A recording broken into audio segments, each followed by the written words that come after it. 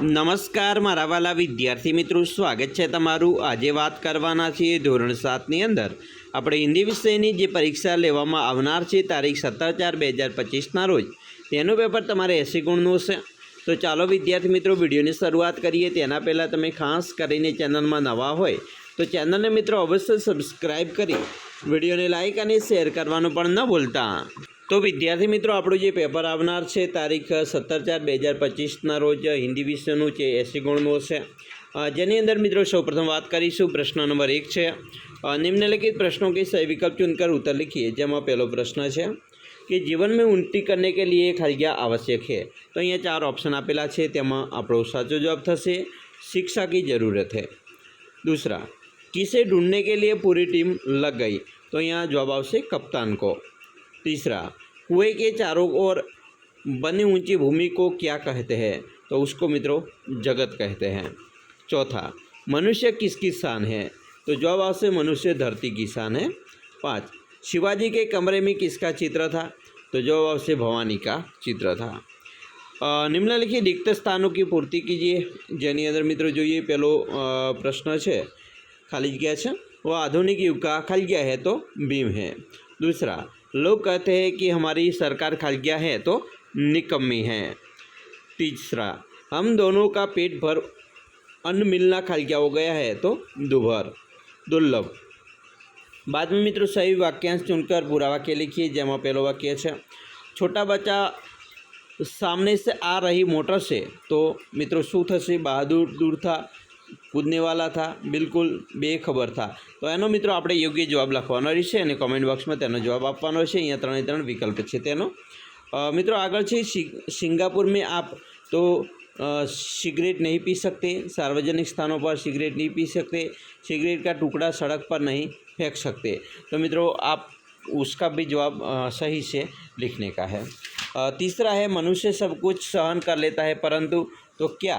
तो मित्रों अपना अपमान सहन नहीं कर सकता, छल कपट सहन नहीं कर सकता, कि पेट की भूख सहन नहीं कर सकता। तो आप कह सकते हो अपना अपमान सहन नहीं कर सकता। तो योग्य विकल्प पसंद करीशुं। एना पछी मित्रों एक एक वाक्यनी अंदर जवाब लखवाना होय। तो पहलो प्रश्न है, हमारे पुरखों ने क्या कहा है। तो उसका जवाब है, हमारे पुरखों ने कहा है किसी के धन माल की लालसा मत करो, माँ गृदः कस्य स्विधनम। बीजो प्रश्न है, सूर्यास्त के समय गांव की कुछ स्त्रियां क्या करने चल पड़ी।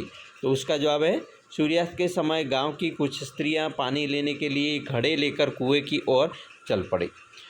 तीसरा प्रश्न है, हमारे देश की स्वच्छता की जिम्मेदारी किसकी है। तो जवाब है, हमारे देश की स्वच्छता की जिम्मेदारी स्थानीय प्रशासन अर्थात ग्राम पंचायतों, नगर पालिकाओं और एवं महानगर पालिकाओं की है। चौथा प्रश्न है, मालवजी शिवाजी का वध क्यों करना चाहता है। तो जवाब है, मालवजी धन के लालच में शिवाजी का वध करना चाहता है। पांचवा प्रश्न है, शिवाजी बालक की परीक्षा लेने के बाद क्या करना चाहते थे। तो जवाब है, शिवाजी बालक की परीक्षा लेने के बाद उसे मृत्युदंड से मुक्त कर अपनी सेना में भर्ती करना चाहते थे।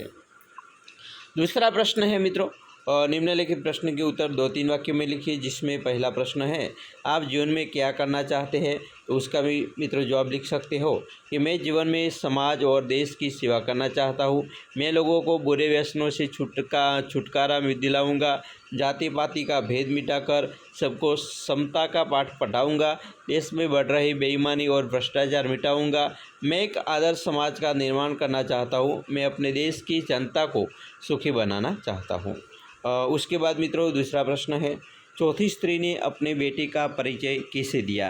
तो उसका भी जवाब आप लिख सकते हो कि चौथी स्त्री ने कहा कि मेरा बेटा तो एक साधारण लड़का है, वह न तो गंधर्व सा गायक है, न भीम सा बलवान और न बृहस्पति सा बुद्धिमान। मैं उसकी प्रशंसा कैसे करूं। इस प्रकार चौथी स्त्री ने एक सीधे साधे लड़के के रूप में अपने बेटे का परिचय दिया। तो तीसरा प्रश्न है, अपने देश की व्यवस्था को हम कैसे सुधार सकते हैं। तो उसका प्रश्न है, उसका उत्तर इस तरह लिख सकते हैं कि अपने देश की व्यवस्था को सुधारना है तो हमें स्वयं उसकी जिम्मेदारी लेनी चाहिए। अपनी जिम्मेदारी हमें दूसरों पर नहीं डालनी चाहिए। अपनी यहाँ की अव्यवस्था से हम भागे नहीं, बल्कि उसे दुरुस्त करने में सरकार को सहयोग दे। इस तरह अपने सकारात्मक योगदान से ही हम अपने देश की व्यवस्था को सुधार सकते हैं। बाद में मित्रों निम्नलिखित प्रश्न के उत्तर एक एक वाक्य में लिखिए। જેમાં પહેલો પ્રશ્ન છે कि बेटी दुनिया को कैसे समझना चाहती है, तो उसका जवाब है कि बेटी मेहनत कर पढ़ाई करेंगी और अपनी बुद्धि का विकास करेंगी। वह लोगों के कार्यों और व्यवहारों को देखेंगी। इस तरह बेटी दुनिया को समझना चाहती है। दूसरा प्रश्न है बेटी की क्या क्या तमन्नाएं हैं, तो उसका भी प्रश्न लिख सकते हैं कि बेटी तारा बनना चाहती है, वह धरती पर चांद की तरह चमकना चाहती है, उसकी इच्छा दुनिया रूपी बाग में खिलने वाला फूल बनने की है, वह तितली बनकर हवा में चूमना चाहती है। इस तरह बेटी को दिल में कई तरह की तमन्नाएं हैं। उसके बाद तीसरा प्रश्न है कवि ने किसे धरती की शान कहा है, तो कवि ने मनुष्य को धरती की शान कहा है। चौथा प्रश्न है महाकाल कहाँ छिपा है, तो महाकाल मनुष्य की छाती में छिपा है। अब प्रश्न नंबर 3 है सही वाक्य चुनकर पूरा वाक्य लिखिए, जिसमें पहला वाक्य है अपने पाँव चलकर मैं तो क्या, तो मेहनत करूँगी, दुनिया को समझूंगी, दुनिया को देखूंगी, तो दुनिया को देखूंगी।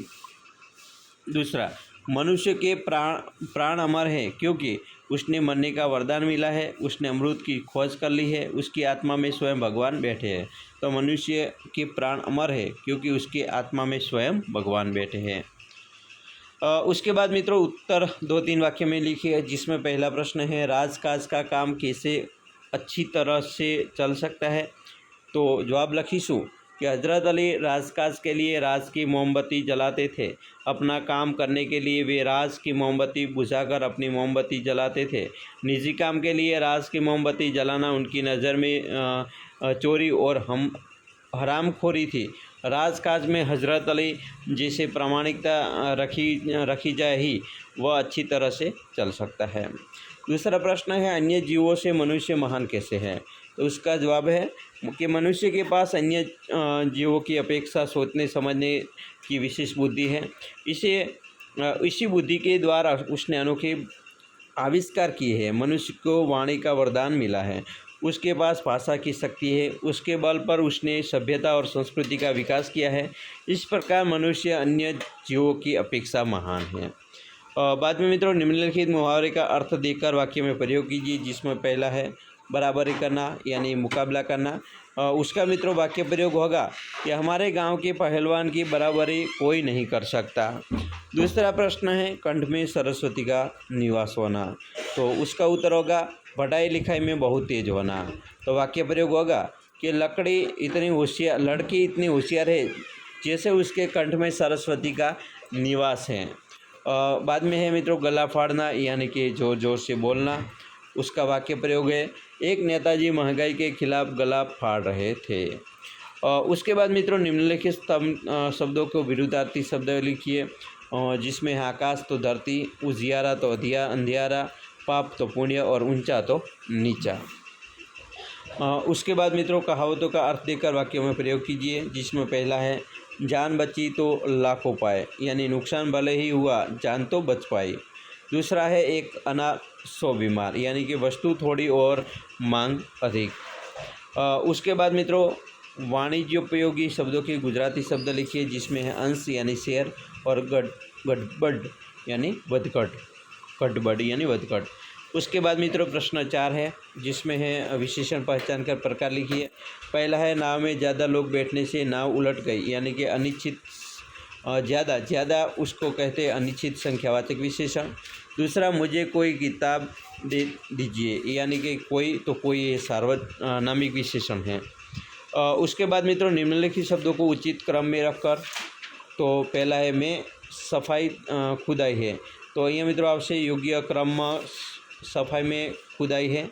दूसरा है उसमें होगा दहेज लेना और देना पाप है।